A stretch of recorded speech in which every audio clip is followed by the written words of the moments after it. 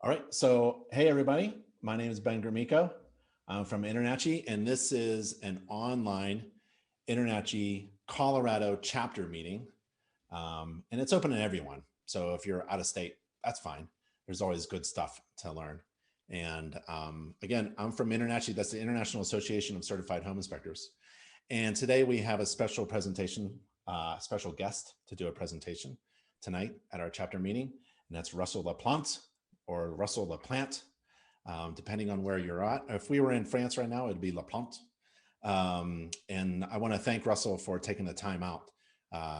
It's really special when someone experienced with some knowledge wants to share, and he or she wants to share with other inspectors so that we're all getting a little bit better in our inspection business.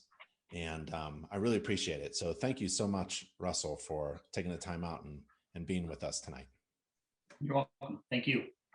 Hey, I know you want to talk about making more money in the radon inspection business in Colorado. But while I have people, so I'm going to share a screen here. And then, Russell, you can take it back whenever you're ready. Okay, folks. So if you are wanting to know more information about being a home inspector in Colorado or home inspector resources in Colorado, I want you to go to nachi.org, nachi.org/Colorado. And there is where we dump as much resources related to Colorado specific information for home inspectors in Colorado. So it says how to become a certified home inspector. Let's say you want to become a certified home inspector. We have a link on how to become a certified home inspector. Let's say you're already a certified home inspector in Colorado. Well, we have some additional information, like you want to do some professional development and continue your education in order to keep going better, getting better at your job. We have a link for free online courses. We have insurance for inspectors in Colorado, not regulated. You don't need insurance, you're not required to have insurance by the state, but we have some discounted insurance for you. We have chapters in Colorado, so we have some links to other chapters. And if you even wanted to form your own chapter, you could do that. We have a free system on how to do that. We have, if you wanted to do, rental licensing inspections or energy inspections, especially in Boulder, Colorado, we're hooked up with Boulder contractor certifications and recognition by Boulder County. So if you're in Boulder County, the D9 and G contractor licenses are recognized by Boulder. And we also have, absorbed NACHI. So some counties recognize NACHI, like Boulder County recognize NACHI certified inspectors in order to do the energy inspections or the rental licensing agreement inspections. So you're automatically a NACHI inspector if you're an InterNACHI certified inspector. InterNACHI is an approved vendor for the Colorado Department of Labor and Employment. We help people who have some disabilities to get a job or keep a job. So if you know folks in that situation, you may want to share that.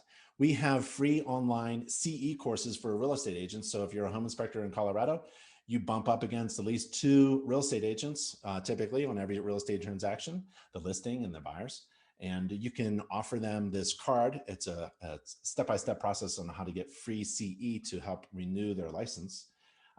This is what we're going to talk about tonight, radon testing and being a radon tester in Colorado. Right now, there's no regulations, but Russell's going to share some interesting information, some news coming up. They're talking about regulating radon inspections. And right now, Colorado recognizes NRPP and AARST, and InterNACHI's radon course and certification program is approved by those 2 groups, essentially one group. Wood destroying organism inspections. We got the Colorado Department of Agriculture to make a comment on home inspectors doing WDO inspections. The CDA regulates commercial pesticide applicators, obviously, because pesticides are regulated to control wood destroying organisms, but they don't regulate home inspectors. So home inspectors may notate WDO damage during their inspections under certain conditions. So there's some information about that. If you wanted to do commercial inspections, like I used to do mom and pop pizza shops while doing home inspections. If you wanted to be a home energy inspector, maybe get infrared certified and go around with your infrared camera. We have partnered up with Owens Corning, and you can be a roof data technician. So all of these resources are on NACHI.org/Colorado. And one more, I wanted to show you one more resource while I have you before Russell takes over. NACHI.org/certification. NACHI.org/certification is where all of InterNACHI's free online inspector certification programs are listed. And you can go down this list and choose on how you want to get trained and certified. And success in business often relies upon being diversified in your inspection services, especially in a volatile economy and pandemics going on. And right there is the radon tester certification. So if you wanted to become currently an InterNACHI certified radon tester, we have a 3-step process. And there's that radon course that's approved by NRPP, ARST, and other organizations. So those two URLs, NACHI.org/Colorado and NACHI.org/certification. Another thing that I wanted to get to, sorry, Russell, I just thought of it, is I want to offer a special program for inspectors in Colorado who want InterNACHI to film them doing an inspection. So if you want our filming crew to come out on site and follow you during an inspection and film you, we'll give you the video. We'll actually also pay you to do the inspection. So whatever you charge for a home inspection, let's say it's $350, we'll pay you $350 if you allow us to film you while doing a home inspection. And you don't have to have a client. So you could actually be at your own home, your friend's home, your family's home, your neighbor's home, do a free home inspection for a real estate agent, get paid by InterNACHI if you allow our video department to come down and film you. What we're trying to do is share how other inspectors do their home inspections. So don't feel uncomfortable. You don't have to think about the standards of practice. Just do a home inspection like you do, and we'll film it and share it with others, and you'll get paid. So if you're interested in that, please email your education team at, here's another address, but it's an email address, education@internachi.org, education@internachi.org. And I wanted to show you, it's something like this. Attachment. We actually have one of our inspectors. So that's Jim Crum, Colorado, and Colorado Home Inspector. And he allowed us to follow him around and doing an inspection. Now, that way, if you have a problem, your hands clasp like this. So he just did a home inspection. We followed him around with a camera, and now it's on YouTube. And that's where the video would go. But you can own the video as well in order for you to use it as a promotional video on your website. Okay, I've jibber-jabbed enough. So I'm going to give it back to Russell so we can start talking about business and making money with radon inspections. So Russell, anytime you're ready, again, thank you for being here, and take over, please. You're welcome. And as usual, there's so many awesome benefits that InterNACHI offers its members. It's just incredible. So, all right. So good evening, everyone. Thank you for attending and listening to me jabber for a while. So adding radon testing to your business. And a lot of this is really just me thinking through this process. And so my opinion's not necessarily sanctioned by InterNACHI or approved. They didn't review this inspection or this presentation or not. So this is just me thinking it and putting my thoughts into a kind of context. So first option that I tend to talk about is kind of subcontract. You can bring radon into your business by basically subcontracting it.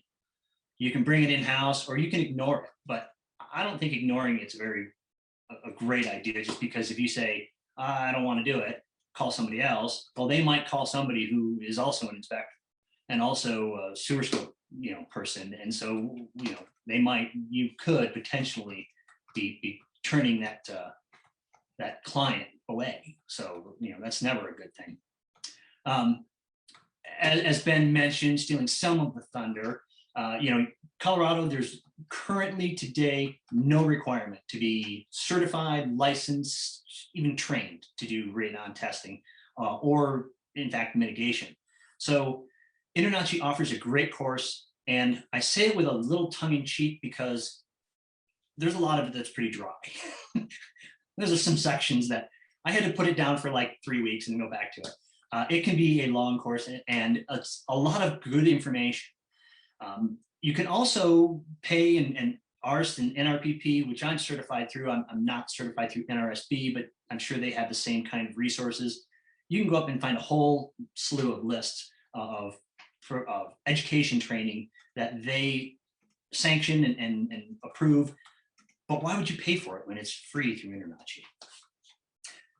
One of the things that is changing, and this is coming down from ARST and NRPP, is they are looking at and have got a class that lowers the knowledge and requirements for a certified technician, is I think what they're calling it. And that person, I believe, is just going to be a testing person. So if you place a radon and you can upload it and you let the software do the work, I think you could be qualified as a radon technician.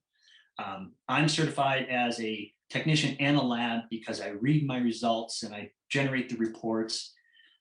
And that's, I think, a positive. And I think they're also going to be lowering the cost to get certified. So it's a less invasive of a test, less dollars for us as inspectors to get NRPP certified, which I think is a plus for them and us. Just looking at some of the certification costs, it's not a cheap proposition. Don't get me wrong. I think it can be a lot of money. You're looking at roughly about $750 to $800 a year. You've got your membership, you've got your testing that you have to take, then you've got your annual calibrations and QA tests and continuing educations every 2 years. So there is definitely some cost factors in being certified. And I talked about the technician level. And this is where, and I'm sure this could open up quite a bit of discussion later in the presentation when we open it up to questions, and which is towards the end. There is currently a bill in the state legislation right now, and I've got a link to that bill so you can actually read it. It's public right now. It has currently been approved.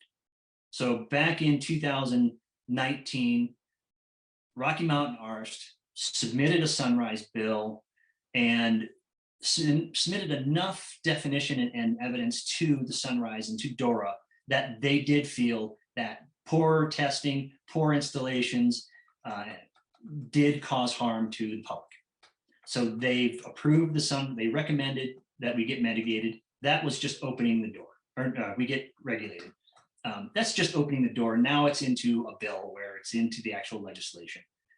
That was approved, I believe, back in December, and now it's into the finance committee to find out how that all is going to play out for cost and things like that. So it's important, and I would encourage all of us to just tap into this public information. And I do have some links I'll share later, and one of them is to that bill so you can read it. Another interesting thing is Boulder County Public Health is now requiring, and I'm not sure if you're aware of this, they are requiring short-term rental properties to be tested every 2 years, and they're requiring NRPP certified individuals to do that testing. So that was a change that came out in middle to end of last year. Subcontracting. There is a couple of companies in the Denver area that will go out there for you. And there's some benefit there because all you have to do is order it. You charge X amount, they charge you a different amount, and you skim some off the top, or you have some kind of monetary revenue and not having to do any work. Some of the considerations I was thinking about is, are you referring to another company that might be an inspection company, which I wouldn't think we would do that. But if you're subcontracting, you also have a level of ownership, you have a level of liability. So are but you're keeping the clients focused on your business. If you're running everything through you and they're scheduling through you, you're scheduling it through the other company, and you're going to make some money on every transaction. but you're now a transaction coordinator for that radon testing company. Some questions I had, and I always think this is important: will a subcontract allow you to co-brand? And these are questions I don't necessarily have the answers to. But I want my logo to be on my report. I don't want, I don't mind if somebody else's logo is on there, but I want mine on there for sure. Will they marketing? Can we co-brand marketing? Can we, as inspectors, if we are subcontracting, can we use that NRPP certified logos and such? When you're coordinating, that's time. So how much do you charge? You got to figure out what your time is worth. And then obviously my default, consult your tax advisor on tax implications. I have no idea. Certifications, benefits of subcontracting. You don't have to be certified. You don't have to maintain devices. You don't have to run through the Q&A process. That's all on that. And then licensing costs. Again, if and when Colorado does require some licensing, you can just kind of put your hands up and say, I'm subcontracted with them. They have to worry about it. And your time is money. So having to go out on site to set a radon, 15 minutes, but it took you an hour and a half to drive it. Those are all factors that you should think about when you're adding radon. So bringing radon in-house, there's several different methods. And I know a lot of people out there use continuous radon monitors, but there are other options. And some of these might be market dependent because obviously the Denver market is just insane right now. And there's not a transaction out there that's going to wait 7 to 10 days for a lab-based alpha tracker to come back from the lab with the results. They want those readings and they want them before they even start. So the common method and this is the one I use, is the passive testing ion electrodes. And that one, and to me, is probably the best option for a multi-inspector firm, because you don't have to have the same person dropping it off and reading it. One person can drop it off, one person can read it. And as you can see, as you'll see in a different presentation that I'm preparing and going to share, you can have 20, 30 of these kits, but one expensive part, which is the reader, and have all of these tests out and deployed and making you money, versus having an expensive CRM and being able to afford two, so you can do 2 tests at a time and you're tapped out. So those are considerations. The drawback to EPIRMs is they are passive. You only get an average reading. You do not get hourly samples like you do with CRM. Why I bring that up is mitigation companies, a lot of them out there prefer the CRM. And one of the reasons they prefer the CRM is that it gives you the highest points. It gives you the average, but if it was 20 picocuries at night and 2 in the middle of the day, they want to design and size their system for that 20, not the 2. Whereas the average of 4, that doesn't bode well, or that may not provide a proper mitigation system. So they do like those hourly readings. The continuous, I mentioned already, has hourly reporting average. Many of them also track humidity, bumping and movements, and temperatures, and things like that, where the passive ones do not provide that information. Mentioned an hourly data. EPIRMs, interestingly enough, are elevation and weather affected. So if there's a high level of rain or snow, it can push radon readings higher, which may be inaccurate if under normal conditions. And elevation also matters. So if you're in the mountains and you deploy an EPIRM at 9,000 square feet, you have to take in that elevation for consideration, versus a CRM, which is a completely different technology, and you don't need to have that. As mentioned, the ion electrodes are field or lab read. We are considered a lab because I bring them here to the office and read them. But charcoal canisters, you have to send them off to a lab. And again, I think that might work in some smaller towns where the transaction time frame is relaxed more than it is in the major metropolitan areas. The Radon system, it's about $2,600, and that's to get going. But the kits, those 20 kits, those are about $100 a piece, and you could be up and running. One of the drawbacks I find on the Radon system is, one, it's only Windows based, and I'm not necessarily a Windows guy. But you also have to run and do the test back at the office. You have to put that data back at the office unless you have the software running on your laptop with you. Man, I hesitate on doing something like that because your laptop drops, you get it stolen. Now here's your complete database of radon testing that you've done. So I would not be advising that personally from an old IT guy. Alpha track systems are relatively cheap, but again, getting back to that time frame, is just not feasible in the larger markets. So yeah, again, the only thing that I think is relevant or valid in the Denver market would be the ionoelectrics in a passive form of a system.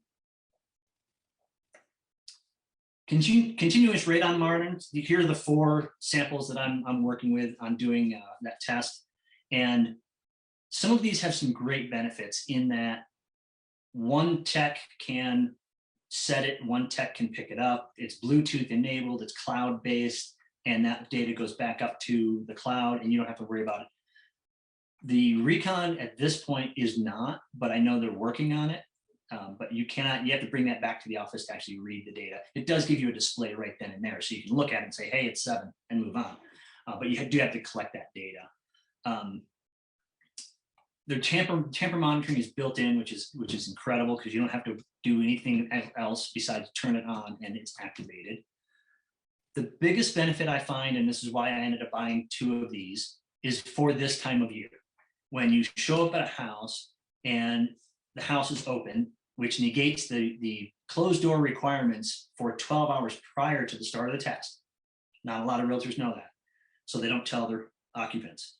So you can set CRMs to delay start for 12 hours. It'll sit there and then it'll just kick on. It still delays the actual transaction by a day, or at least the inspection by a day. But that's probably the biggest benefit for CRMs. Another benefit of CRMs, at least for some of them, is you can rent them. So you're revving up for the busy time of year, you rent a couple more. And you have those 4 and you rent another one. So you can grow, and then there's typically no annual contract to rent it. So when your slow time of season is, and you only need 2, you send the other 3 back. The other thing is, with most rental programs, you're not responsible for the calibration. When its calibration is due, a couple of these companies will send you a replacement. You simply send back the one that's due for calibration, and you keep running. You're never out a system while that one's being calibrated. Lower startup costs is a good draw. And I've got I've got a zip file with contacts for all of these companies where you can get pricing, and we can send that in. I can upload that in the group chat or in the Q&A. If you own, yeah, there's a higher cost there. I think if this for the Radon Eye is the least expensive, but there's some limitations there on that system from my perspective. And Recon, you got to buy it, so it's definitely a higher startup cost.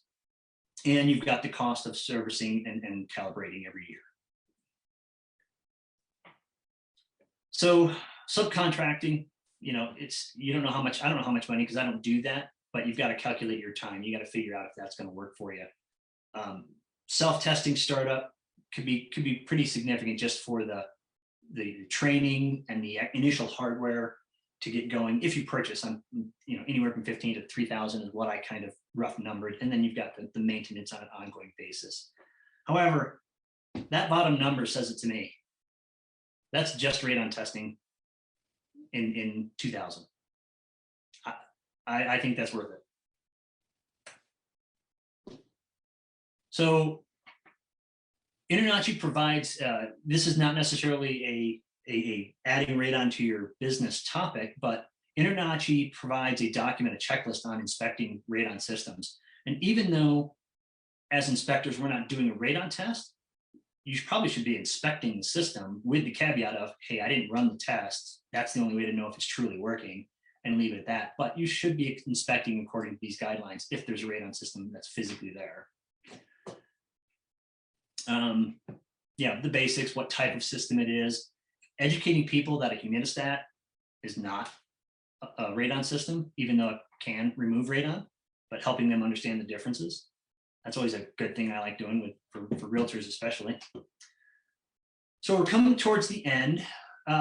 This is the testing. What I'm going to do, and I've mentioned this to Ben, I'm working on a short video. It's not going to be a production grade video, but unless Ben wants to come out and do it, but I'm going to go through each one of these 4, and I'm going to tell you what I feel is the pros and cons of each one. And that way you can take from that what you will, and moving forward.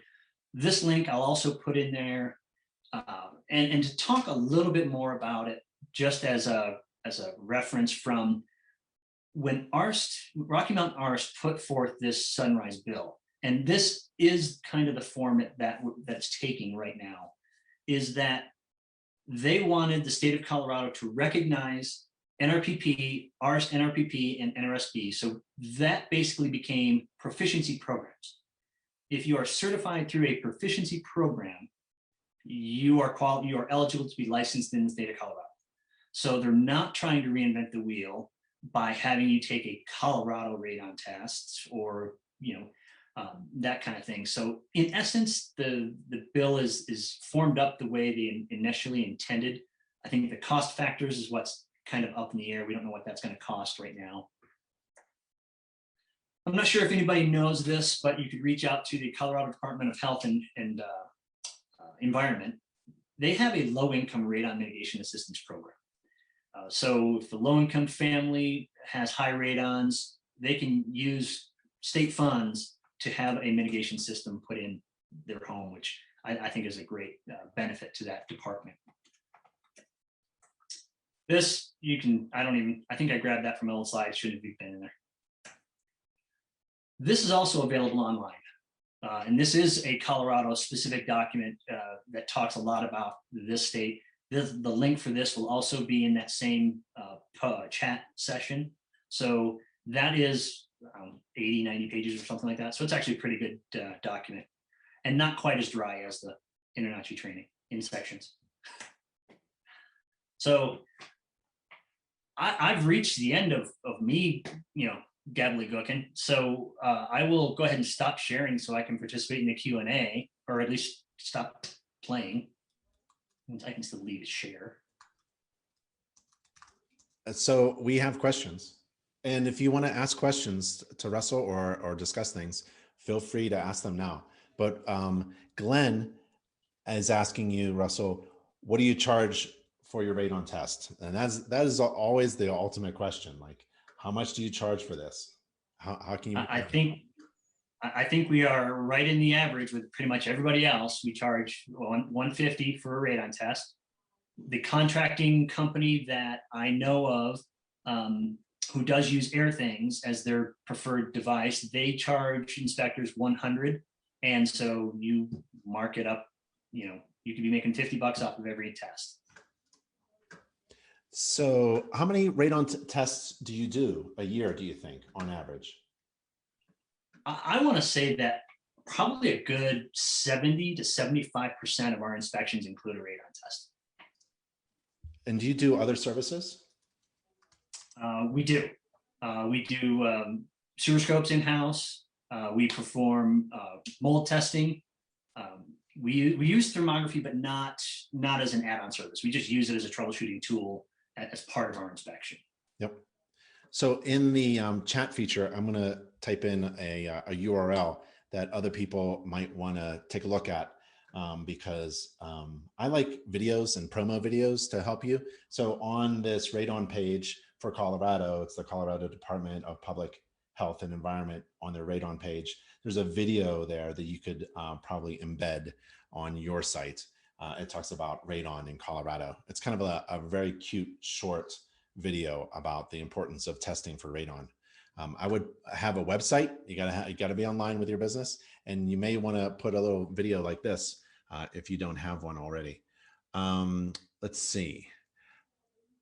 Kevin says, actually recommended that to a family who has 20 picocuries and they couldn't afford a mitigation system. How far do you go in interpreting the results? Because you have reviewed a few of the companies that have radon systems that you can rent or buy, and then you get these radon reports. Which report do you like the best for your consumers to understand what to do next? That was my biggest complaint from real estate agents. They always hated that average where I had like a 3.9 and a 4.1. And what does that mean? So how do you handle your reports and clarity? So a lot of that requires, talking to the client and or realtor, because I hate just letting that report stand alone, because a lot of people just don't understand what some of those numbers are, especially with the EPERM, because there are some numbers in there that are very important if they are too far skewed. So there's a relative difference percentage. So trying to keep this short, with EPERMs and carbon or alpha trackers, you're supposed to do two devices at the same time, separated everything else. Yep. And you have to average the results. Well, if there's this other calculation that's called the relative difference percentage, and if that percentage is too high, if it's above 4 and it's too high, then something went wrong with that test. If maybe somebody took it and set it outside and it was raining, and so it affected the results, so that RPD will be really high, or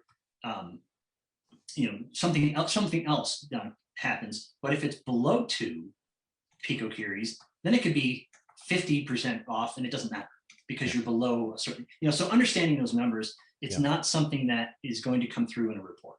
Yeah. Yep. So educating is always a good thing. Yeah, and being able to talk to your clients about maybe setting the expectation about the results of the radon test. Yeah. The worst result I find, and I hate when I get this result, it's 3.7 to 3.9. Because it's below 4 and nobody's going to do anything. Yeah.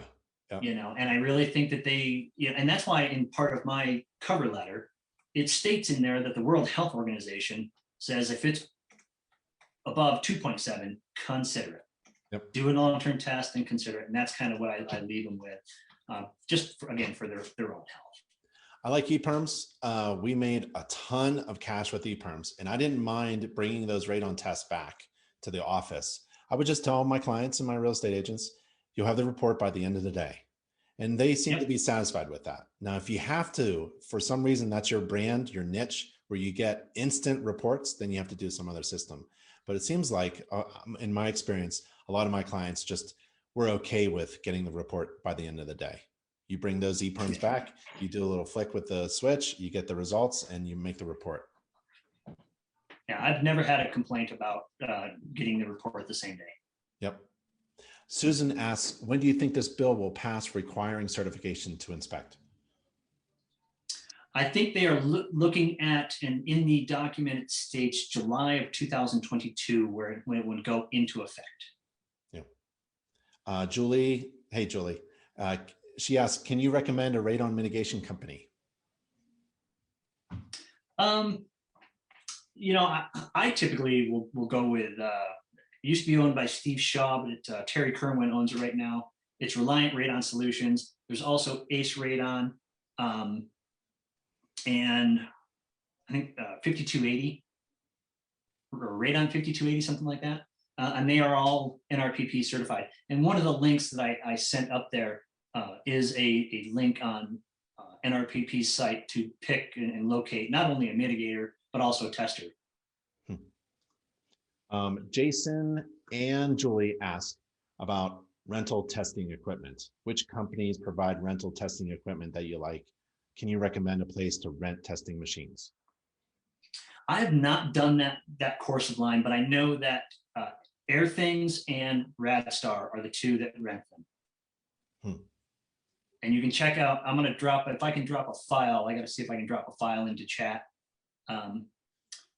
I don't think I can. I might have to email it to you, Ben, and you can send it out. But basically, it's some handouts, some brochures from each of those four, along with V cards for the people you would contact. Well, why don't you just type in the chat your email address so people can I request. can do that too. Yeah, that'd be great.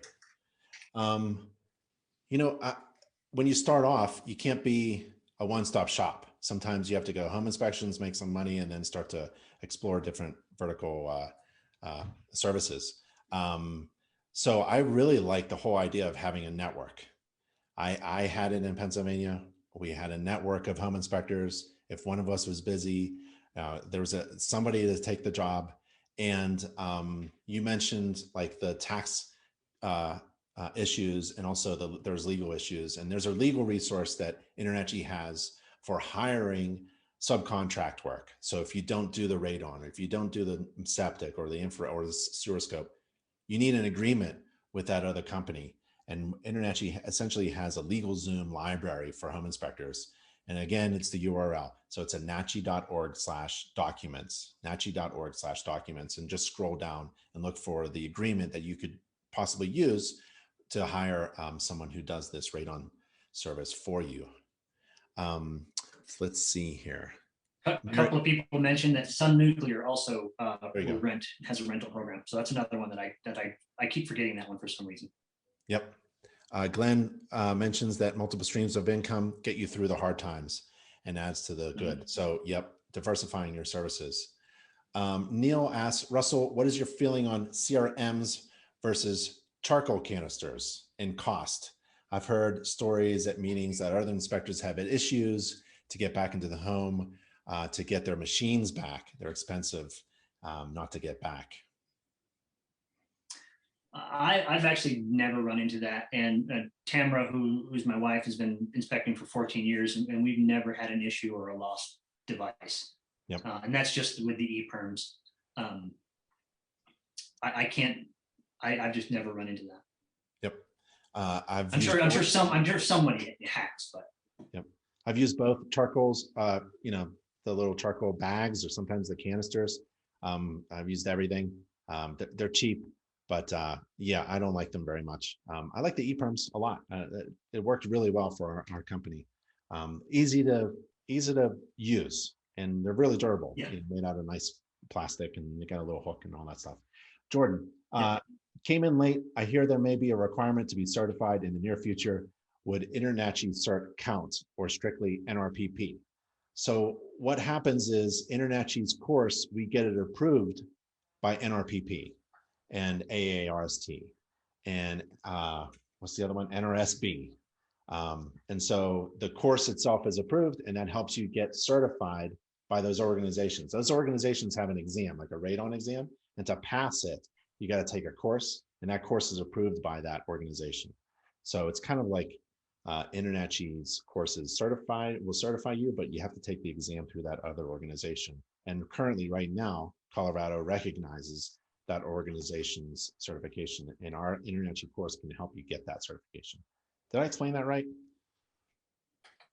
Yeah. Let's see.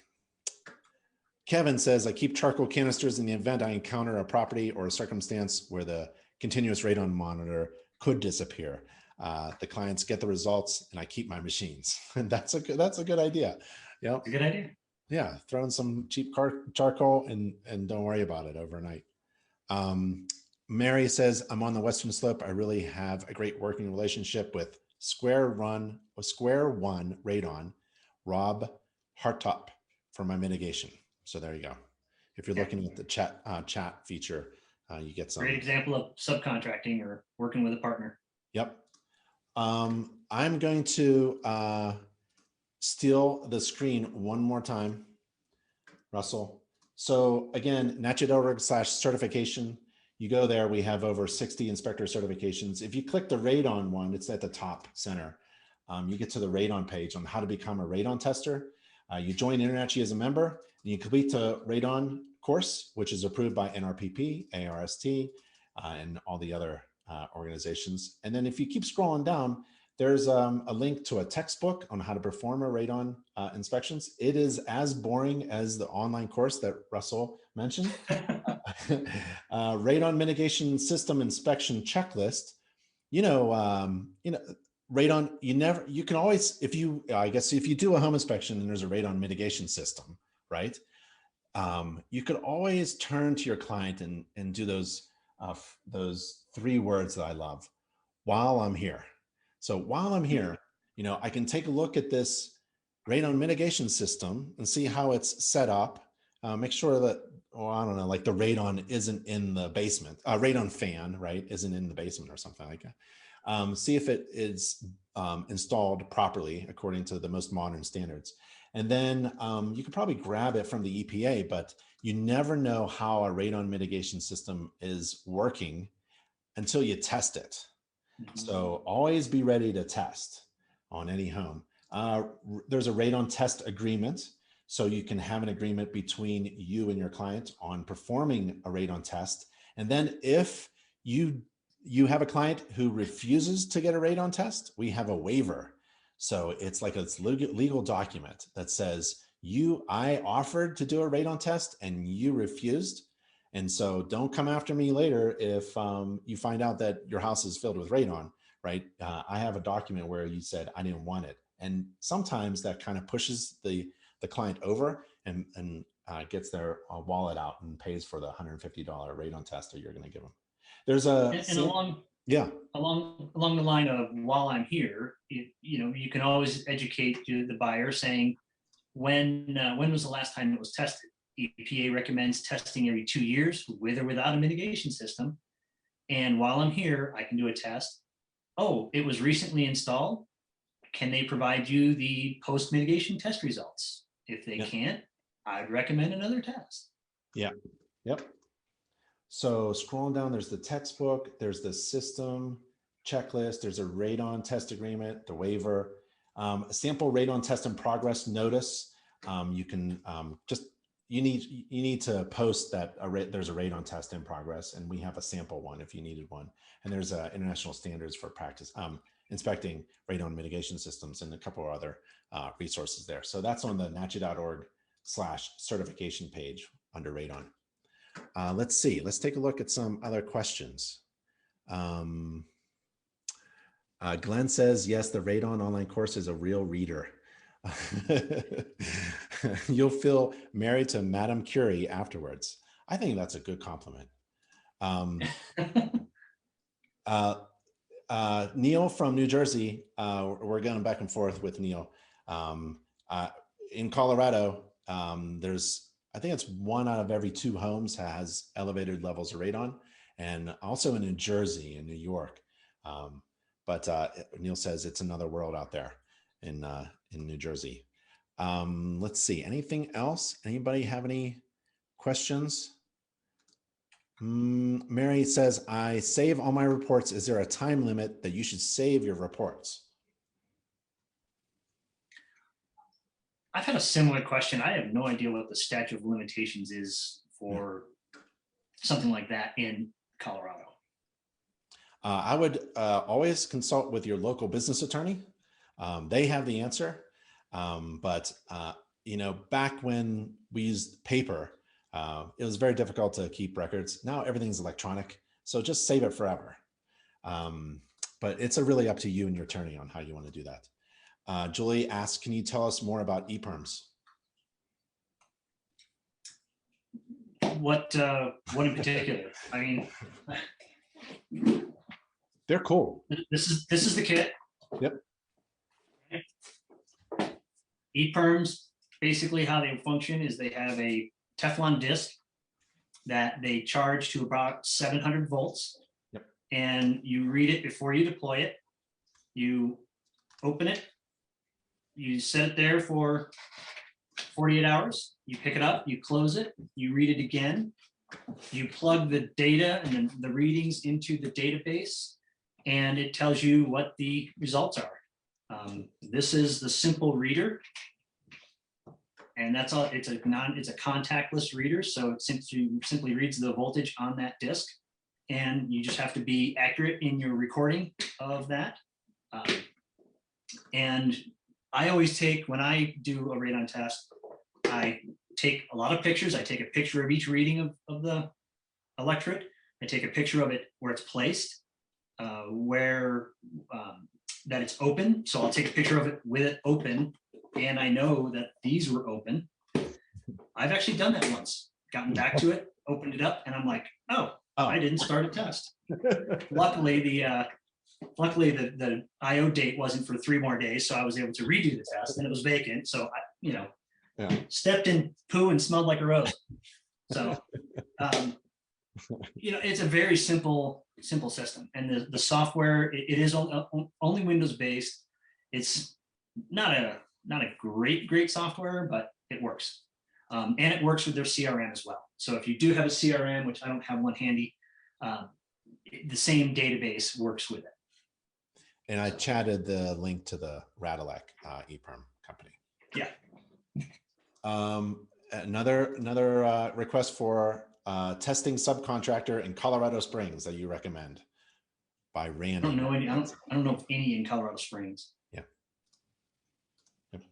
Well, So I think this is a good time to end it. I think that was a successful chapter meeting, Russell. I really appreciate it. That's the Radilec CRM. Oh, that's Radilec. Pretty simple. Yeah. Any last words? No, except for thank you, everyone. Well, Russell La Plante from Perspective Property Inspections in Littleton, Colorado. I really appreciate it. Thank you so much for taking some time to keep us on our toes about radon and help us do better at our businesses. I really appreciate your time. Thanks, Russell. Thank you. Have a good one. Thanks, everybody. Stay safe and healthy, and we'll talk to you later. Bye, everybody. Bye.